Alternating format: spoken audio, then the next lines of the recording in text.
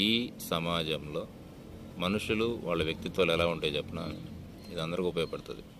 మోసం చేసేవాళ్ళు, చేయాలనుకునేవాళ్ళు చాలా సిన్సియర్గా, పర్ఫెక్ట్గా, సమయ సందర్భాన్ని బట్టి పర్ఫెక్ట్గా చెప్తారు. అతికినట్టు ఉండదు. అసలు ఎట్లుంటుందంటే వాస్తవమా నమ్మే విధంగా ఉంటుంది. మోసపోయిన వాళ్ళు ఏంటంటే అమాయకంగా ఉంటారు. వాళ్ళు ఏది చెప్పినా కూడా వింటారు. అంటే సమాజంలో మోసం చేసేవాళ్ళు ముందుగానే ప్రణాళిక వేస్తారు, మోసపోయేవాళ్ళు తర్వాత ఆలోచిస్తారు. కాబట్టి మోసం చేసేవాళ్ళు మన చుట్టుపక్కలే ఉంటారు, ఫ్రెండ్స్ రూపంలోనే ఉంటారు, ఆత్మీయుల రూపంలోనే ఉంటారు. కొంచెం జాగ్రత్తగా ఉండండి. లేదు అంటే మన భవిష్యత్తు అంధకారం అవుతుంది. ఏ ఒక్కటి కూడా నమ్మొద్దు.